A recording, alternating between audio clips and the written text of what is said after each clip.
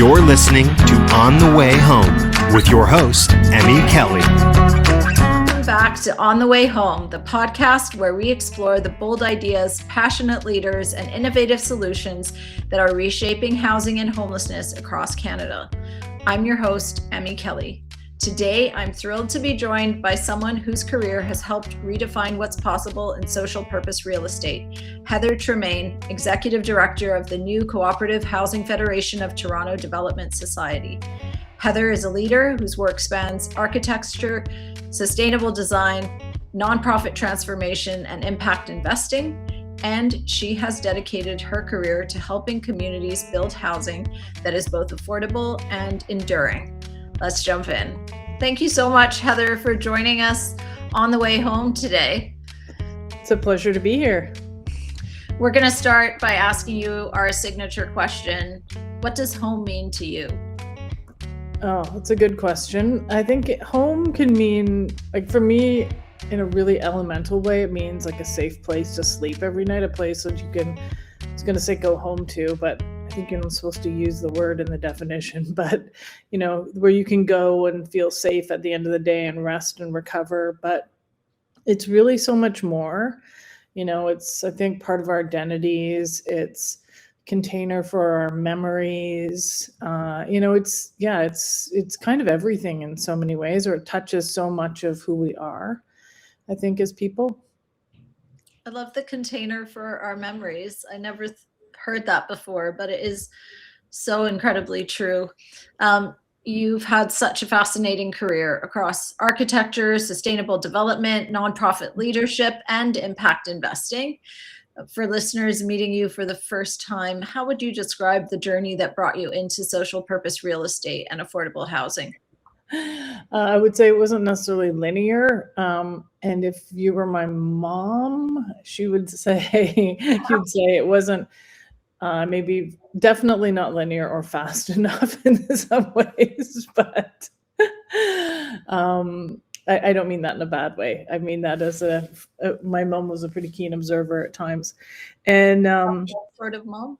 What's that? Tough love sort of mom? Well, just more, I don't think she could understand it compared to her world and her work. So I started out, I did a degree in poli-sci, and which I loved, but I think I realized temperamentally I wasn't really probably set up for a life of capital P politics, or or maybe policy making, and so decided, after a bit of some soul searching and actually seeing some really amazingly bad housing projects in some places, I got quite inspired to go into architecture and wanted to do something where I could help build housing that would be impactful to people. And I think I can remember one housing project I saw in particular. It was in the UK, and I just remember like there was graffiti all over it and everybody was hanging out outside, and nobody really kind of felt like they felt a strong sense of belonging there, or maybe had a pride in living there. And it didn't really feel like a community for me, as someone who was kind of passing by it. And I just thought, those are all really important things. And in my naive, 20-something-year-old mind, I thought I could help do something about that. And which is why I went into architecture, I would say, driven by that and other interests, and did a degree in architecture and did do some design work, but mostly coming out of it was quite interested in green building, and started working with someone who was wanting to go into development. And so we actually started a green building consulting company that then morphed into a group that did development. So that's sort of how I found my way there.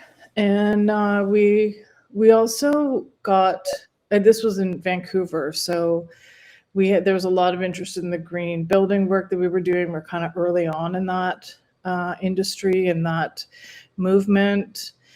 And then we partnered with Simon Fraser University and Van City out there, and we were asked to do a development with them. And because of our green building expertise, and my partner had done a few developments already, So we did an affordable housing project, an affordable ownership project. And that's kind of where I got the real, I was interested in affordable housing before this, but then that's kind of where I guess it really sunk in for me. And it's rewarding because you can feel like you're helping somebody or a family. And also, I think the challenge of it too was fascinating. People kept saying, you can't really do this. You couldn't do sustainability and affordability. And so maybe at my defiant, early 30s, I was like, oh, yes, you can. And anyways, that's kind of how I got into affordable housing. And then most of my career has been in this space. And, it's been incredibly fascinating and rewarding. And I think once you get into, the affordable space, you're in development, you have to understand the finances of it. Like, there's no question.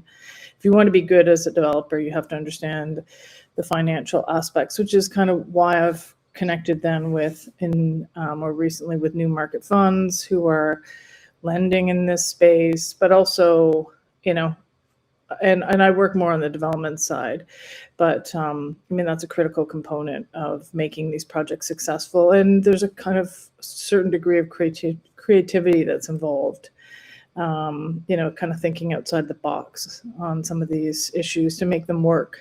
So, yeah. Do you carry the same belief that your rebellious 31-year-old self carried, that sustainability and affordability can work together? I do. I still carry that. And maybe there's some places where I've seen it hasn't worked as well, but for the most part, I think it does work well.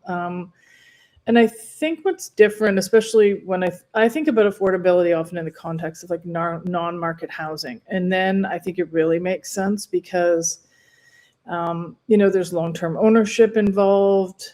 There might be extra capital costs in the sustainability initiatives, but they, over the longer term, will pay back to the group. So I do think that it makes a lot of sense. It's harder in a condo structure or something where you want to minimize the capital costs. And so that doesn't always make as much sense, but with a longer term owner, like a non-market provider, that does make sense. I think you have to be smart about it. I don't think every sustainability initiative makes sense necessarily. Like, I think you have to really think deeply about it, and you have to know that it's going to work. The technology is going to work that you're using. So, you need to be smart, but I do think it's a good fit.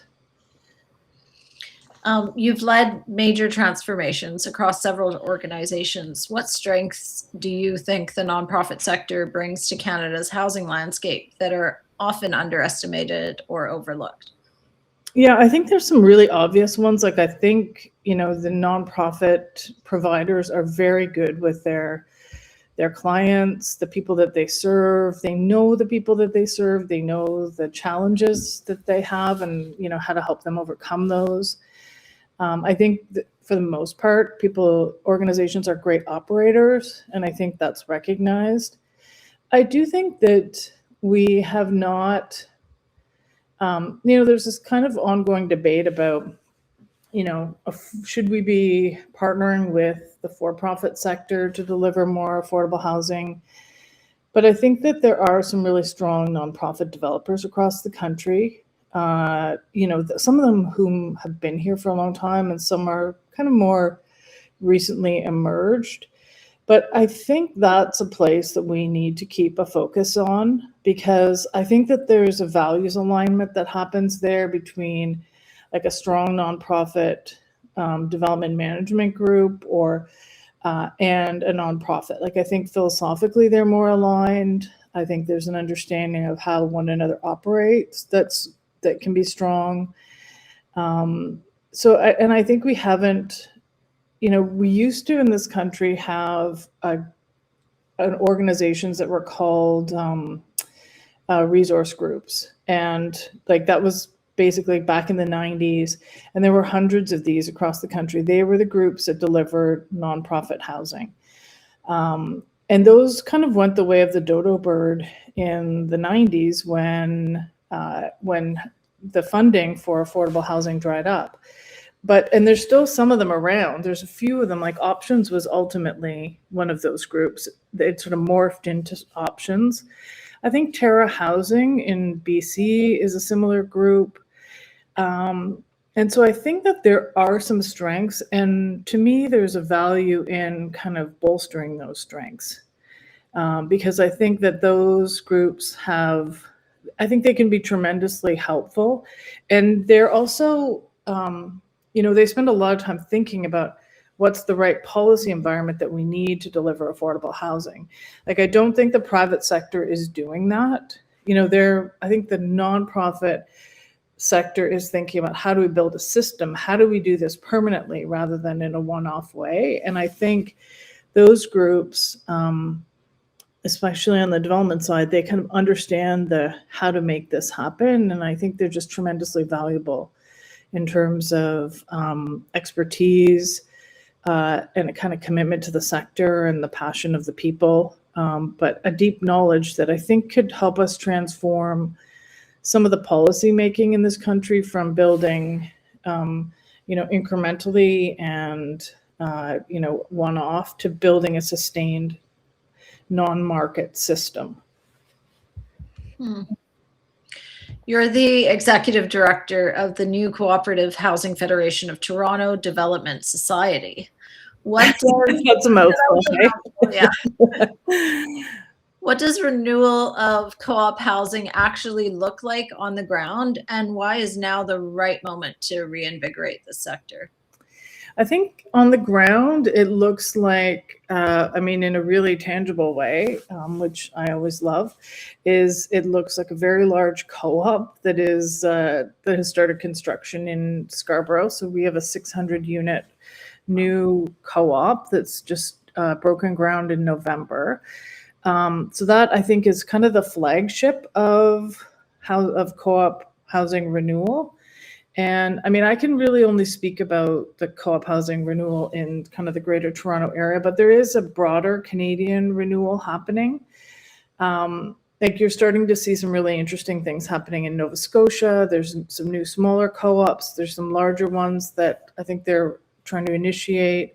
It's a very large project in Ottawa that is in the works. And then the Co-op Housing Federation in BC has been building for a number of years and is building hundreds of units per year. So that's something we haven't seen for a long time. And then I think in Toronto, we've sort of, we're kind of maybe taking advantage of the coalescence of a few things. One of them is the federal co-op housing program, which for years the Co-op Housing Federation of Canada lobbied for, along with its the groups in the other regions. And now there's kind of $1.5 billion in funding over the next number of years to support new co-ops. And I think, so we're kind of working with that funding, some renewed support from the City of Toronto to deliver this large co-op, but also other co-ops, because the one thing that the Co-op Housing Federations in Toronto and in BC have done is they've actually built very large asset bases. So in Toronto, the Co-op Housing Federation of Toronto has a very large land trust, and that kind of enables the new projects, that enables us to kind of provide guarantees. It enables, some seeding the early capital for projects. So in the last kind of 30, 40 years, when there hasn't been funding, CHFT has kind of been building the resources and the mechanisms, and now has the development group to actually sort of move new projects forward, kind of with more agency than it ever has. So I think that's what we're up to. And then I think the other thing that's really amazing is we have Build Canada Homes, who is committed to funding nonprofit housing. And we haven't had an agency where that's its primary mandate before. And, we've heard really loudly and clearly that they want to fund co-ops, which we're very excited about. And I think, I worked in affordable ownership for a long time, and I believe very strongly in that. But I I think co-ops are this very interesting kind of middle ground in a way where it's it's not ownership, but it's not rental. It's kind of a special place in between where people get a lot of say over the place that they live, how it's run, and then they get a sort of security of tenure that's more akin to an ownership. And it's also, I think, really importantly, is where people can build communities. And I think one thing I've learned working with the Co-op Housing Federation is it's surprising how many people move into these buildings and they live there for 30 or 40 years. Their children were born in those buildings. Their children are growing up in those buildings. Their children now live in co-ops. Like it's, in some ways, because there's really not very much turnover in these co-ops. I don't think everybody knows about what co-ops are because they're not kind of taking new people in the same way, but they are these really fantastic communities for people that have really just created vibrant lives for many, many people. So I've really kind of, come to embrace it and really be taken in by it in a way that, and learned a lot in the last kind of year and a half as working with the Co-op Housing Federation. That's pretty exciting. Do you find that when you create the co-op, how does it run pretty smoothly afterwards, or? What I have found is the co-ops that I work with are largely co-ops in the development phase, and those have worked, I would say, quite well. There's a group of people who are very, very committed to the development of new co-ops, so that's been we've had a fantastic relationship with them, and they've also been very helpful in terms of focusing our attention on what do people want in the co-ops, what do they want in the buildings, what kind of amenities do we put in there. So that's been quite helpful. And then I think, co-ops are communities, so they do have their challenges. I won't deny that. But I think one thing that I've really found is the Co-op Housing Federation of Toronto is they have very strong soft skills on how do you work with groups? How do you work with a board where it's not functioning as well as it could? And, how do you, they have these amazing facilitators who come in and work with a group that's struggling, so I think there's they have developed a special skill set. They believe strongly in the democracy of it, but we need them to be functional. So I think there's a whole resource set at Co-op Housing Federation on how do you ensure they work well, the co-ops, and the governance works well. And when you talk about all these different players, you've collaborated with private sector developers, funders, impact investors. What have you learned about building strong and equitable partnerships between nonprofits and private sector partners? Yeah, I think it's helpful to, have a values alignment between the parties. I think it's also helpful to know what you do well and what they do well. There's a group that we've been working with recently in the hopes of partnering with on a number of projects. And, I think one of the things we do well is we do the kind of government relations piece quite well. And we do we know the requirements for funding for our projects quite well. We also, because of the nature of it being a co-op, we can bring certain assets to a project.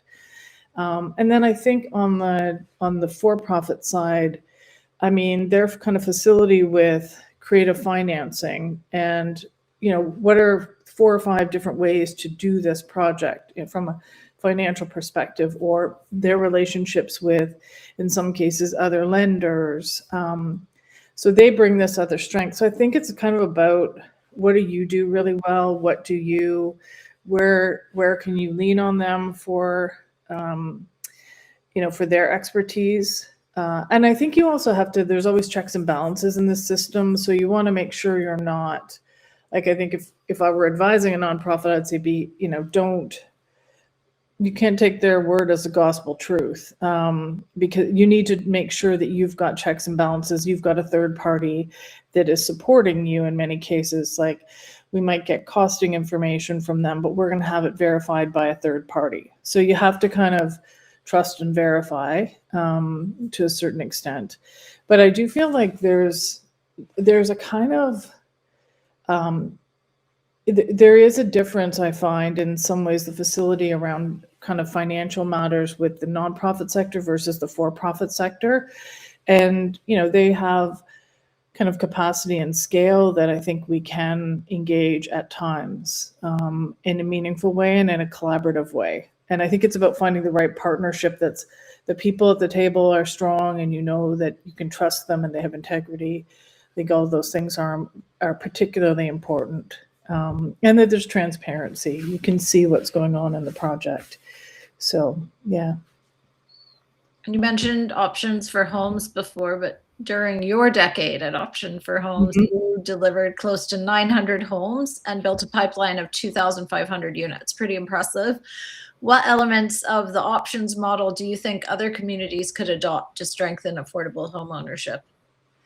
I think, it's interesting. I think options is a great model, and it's in the kind of Toronto market, it's challenging because the pricing is so high. But I think where options, may thrive into the future is the kind of some of the like outside of Toronto in a market like a Whitby or a Pickering, where maybe this municipality comes forward with a site, I think, and I think that's the critical piece. Like, there's so many of these. At the end of the day, I think development is math, and you got to sort of, what can you subtract from the cost side to make this work? So the great thing in the province of Ontario is that a lot of, the development charges have been waived. Like, a lot of the community, a lot of the parkland levies, community benefits charges can be waived. So those are really significant reductions. And then I think the other big reduction is land. So I think where communities can come forward with land that they can actually put in and they can lease over the longer term, so they're not giving up the ownership of that land, but helping to enable workers' housing. This isn't it's not necessarily deeply affordable housing, although it could be if there were additional subsidies, but really, ensuring that you have the workforce in your community that you need to have and want to have. So I'm thinking back to something you said about your land trust. Any clues on like how you amassed the portfolio that you have? Was it donated, acquired, like a mix? Yeah, others who might find clues. Yeah, it's interesting. In addition to CHFT, I was involved in the creation of the Circle Community Land Trust as well, and that one was really it was sort of the breakup of the Toronto community housing portfolio, where there was I don't know, at the time, like I think 800 plus single family homes that were owned by Toronto Community Housing. And they weren't necessarily well managed. And you can understand they have 50,000 people living in apartments and then these 800 homes scattered around the city. So those units got transferred into a land trust. So that was a decision made by Toronto Community Housing, City of Toronto, to make that transfer. So I think that's one way. And I think Parkdale Neighborhood Land Trust also received some of those units. That's, I think, what's really helped spur some of their more recent development. So that was one way. The Co-op Housing Federation of Toronto's version, I don't know all the gory details of this, but Tom Clement, who would be a great guest for you, who's been in the co-op housing sector for 50 years, I believe, almost 50 years. In the 80s, he made, I would say, a very courageous play and bought a 770 unit apartment building in downtown Toronto. And it was sort of a moment like this in some ways where the market was not strong. And the Co-op Housing Federation had a bit of money that they had received as a benefit from another project. And he kind of courageously, and I think he might even say naively, kind of said, it was going into receivership. So it was, a good value. But I think for something like $50 or $60 million, they bought a 770 unit building. Like, it's 3 buildings, but and I think that's when they thought, and they put it into a land trust, and that was the first major project, first major site. And then some other sites have been, where a co-op wasn't doing well, and CHFT helped support them to kind of rehabilitate themselves and kind of get out of a sticky situation in terms of their repairs. And then they kind of came into the land trust so that they would be, their assets would be managed over the longer term. There were some other purchases, there were some creative deals with developers. So it's been a real mixed bag of ways that the land trust has grown. But I think the lessons that I take out of this is, in some ways, CHFT has played a very long game. These assets go back to the 80s, some of them way more recent, but there is a kind of a steadiness to it that, and I think that we kind of, and as it turns out, Tom has been there for almost 50 years. So it's a very different kind of way of thinking about things. We're bringing these assets here. They're going to stay here forever. We're going to maintain them. Maybe over time, some of them will get redeveloped, but these are now community assets. So I think you can afford to play the longer game here in some ways. So, and I think the other thing that we see is that, as market rents have really shot up, these rents have not. So the benefit, even if you get, a few assets, is that they're going to be preserved over the longer term in terms of the affordability for people. Yeah, it's interesting you say that. I think, we get pretty creative in the nonprofit space about how we'll get that affordable housing. So by all means possible.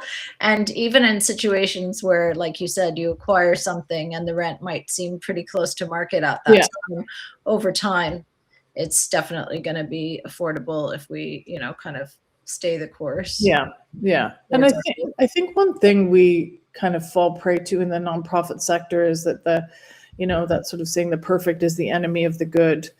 We would all, I always say this to people, I would love to provide, more of the units as rent geared to income and serve, kind of lower incomes. But that's the reality is, at this point in time, the math on that doesn't work.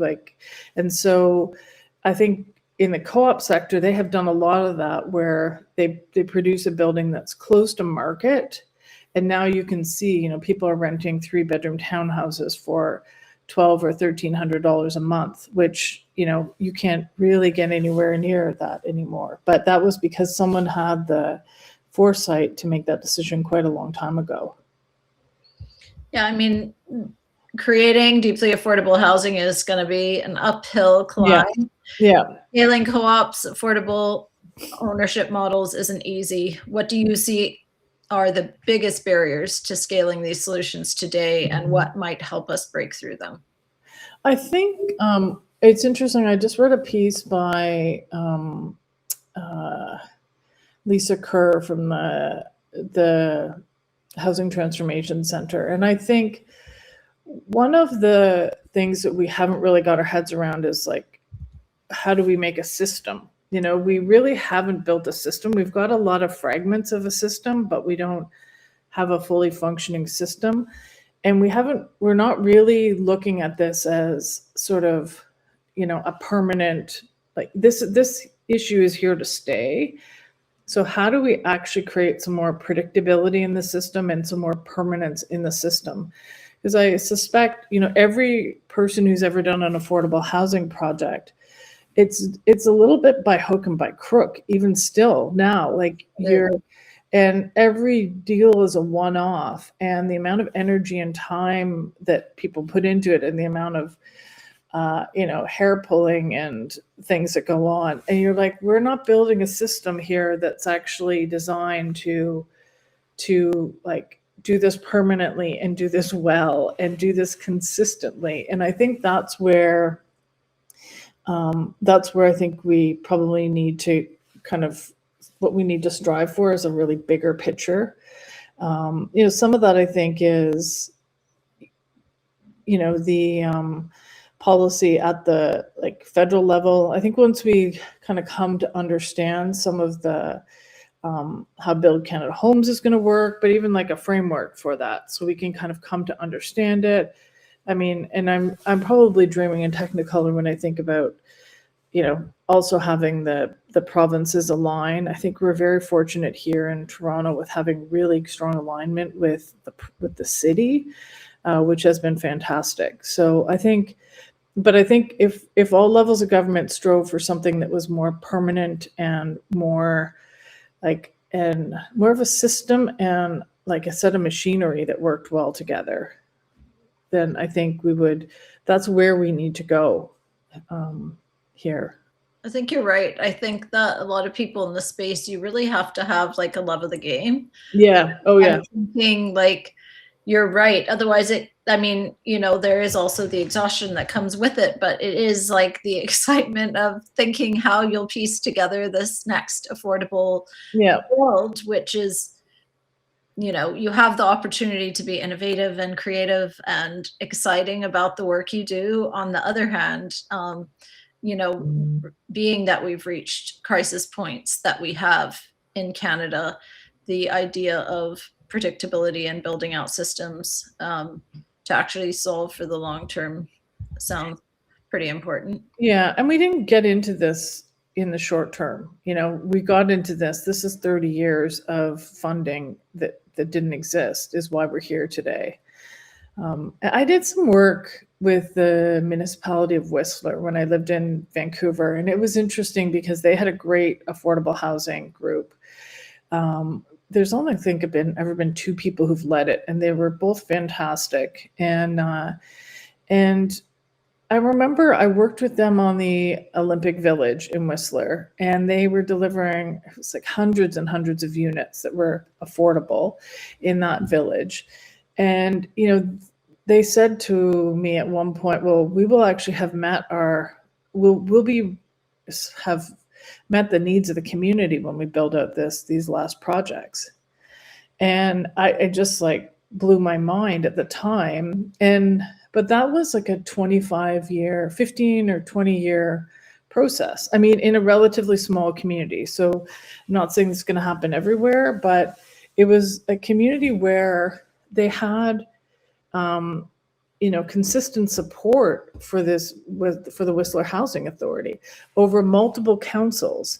And they had mechanisms by which they could ensure that they could get affordable housing, either directly units or land. And they just worked it. And then an opportunity arose like the Olympics, and they took advantage of it.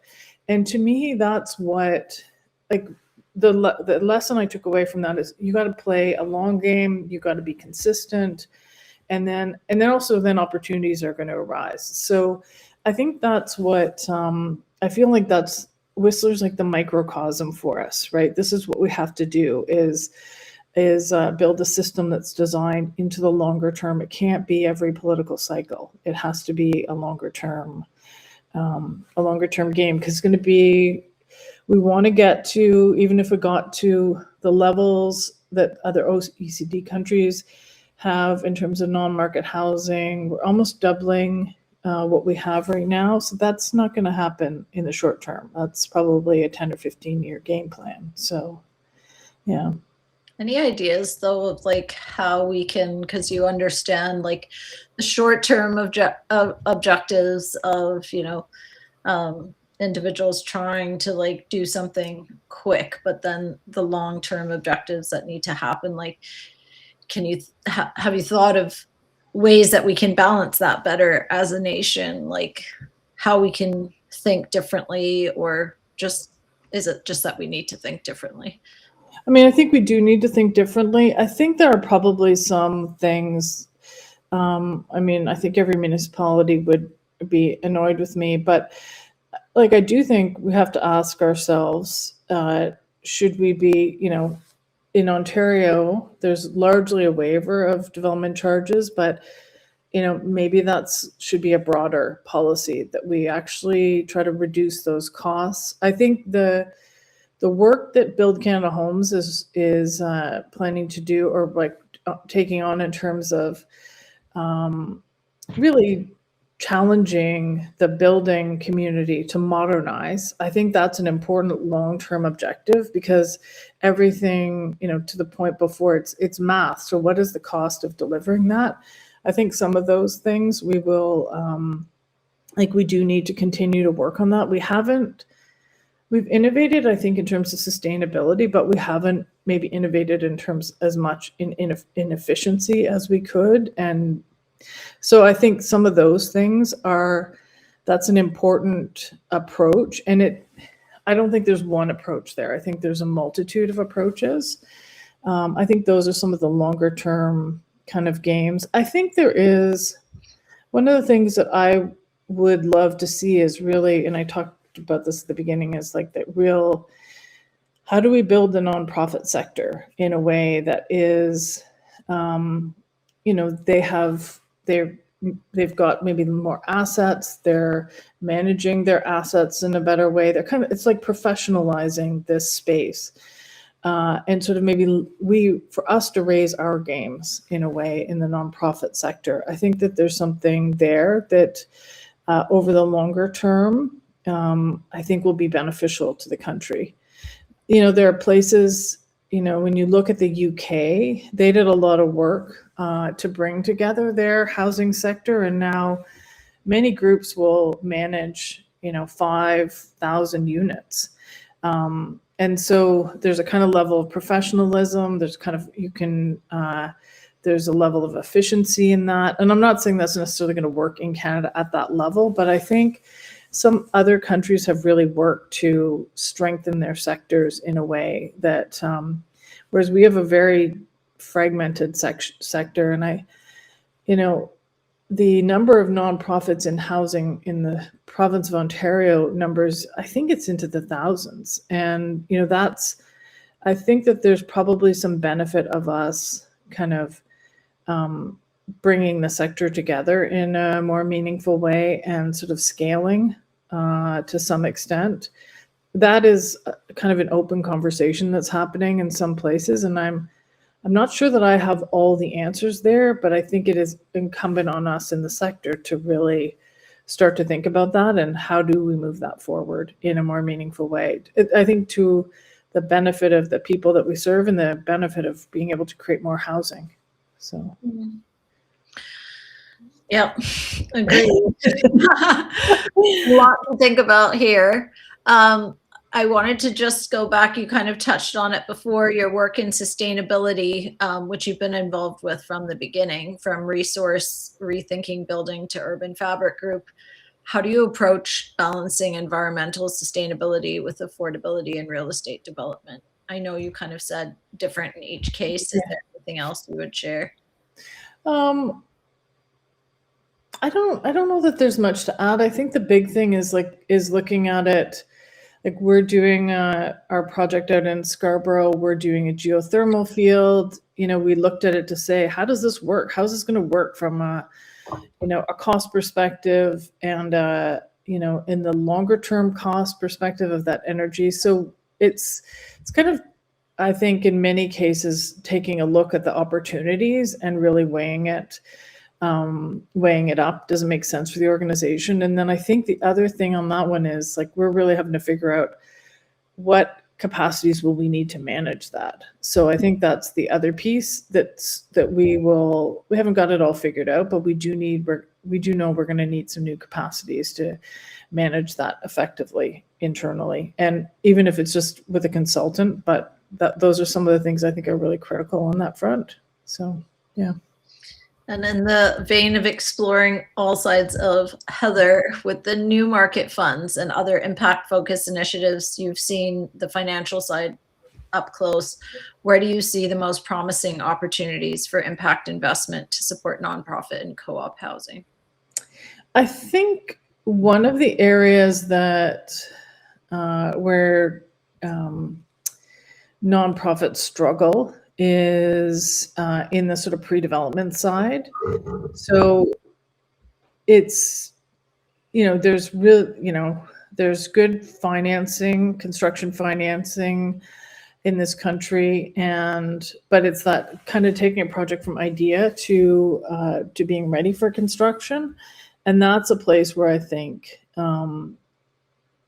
we could take a closer look. Like the City of Toronto just introduced a fund that is pre-development, and I think many projects would benefit from that. So I think that's one of the areas that we could, that would be a prime area for,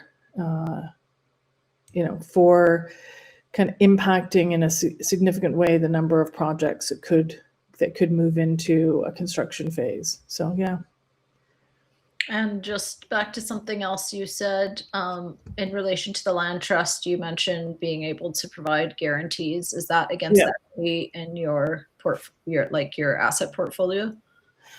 Yeah, that's against our asset portfolio. And there are other groups that are looking at that. So that's another place, I think. And we've seen that a little bit of that on a one-off basis in impact investing, where impact investors have said we will provide our balance sheet to guarantee something. So I think that's another space that where impact investors can have, can play a role in enabling projects as well. Have you seen instances of that with the city at all? Where the city has guaranteed things? I haven't seen I think that has happened historically. I don't think that's really the city's desire to do that.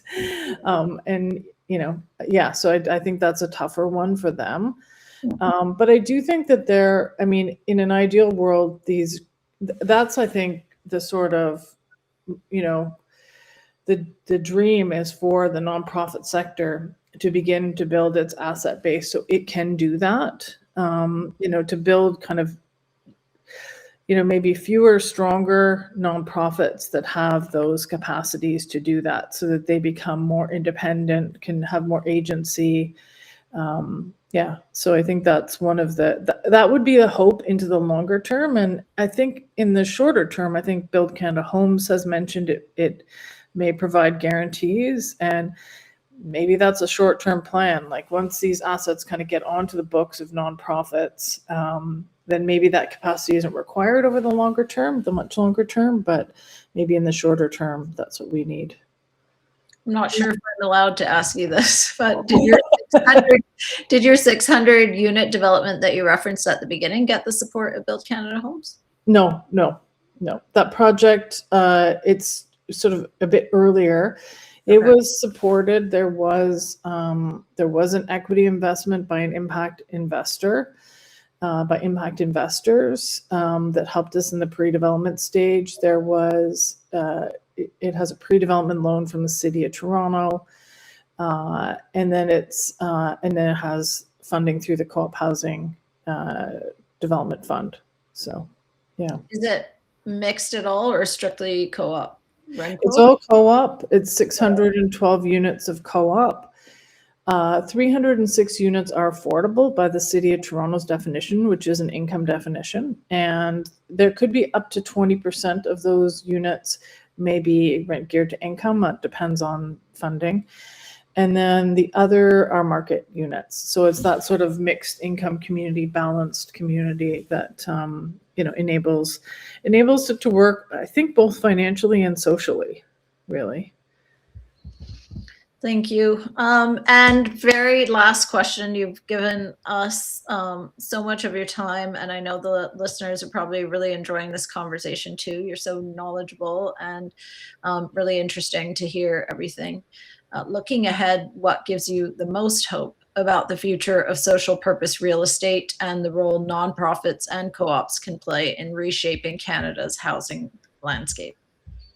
I think that the work with the Co-op Housing Federation of Toronto has definitely given me hope, because you can see the scale and the potential of how someone described us the other day, and this is really all credit to Tom Clement, is as a real estate institution. And because of the sort of range of the assets that CHFT has.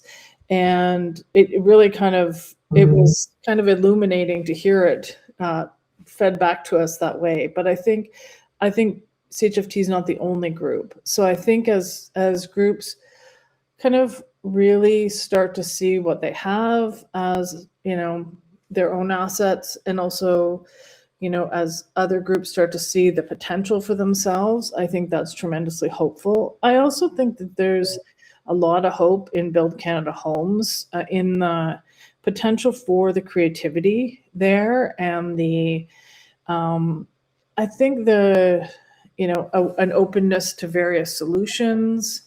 And I really hope that it's also Build Canada Homes has that capacity to bring in additional capital beyond government capital. So I do think we're in a kind of a very critical sort of pivot moment in the sector, where I think that there's a lot of potential both at government and the kind of creativity and the sort of capacities of that, and then also the capacities of the sector, which I think they can be quite mutually reinforcing. Incredible. Thank you so much, Heather, for joining the show today. I know I really enjoyed the conversation. I hope you did too. It was fantastic. Great to talk to you today. Take care, Heather. Thank you. Take care. Bye-bye. Special thanks to Heather for joining us and for sharing such thoughtful insights on the renewal of co-op housing, the power of nonprofit leadership, and the opportunities ahead in impact-driven development. Heather's work continues to show how collaborative, community-focused approaches can reshape housing systems for the better. And thank you to our listeners for spending this time with us. If you enjoyed today's episode, please subscribe, share it with your network, and leave us a review. It helps more people find the conversations that matter. Until next time, I'm your host, Emmy Kelly, and this is On the Way Home, a podcast brought to you by Blue Door. You're listening to On the Way Home with your host, Emmy Kelly.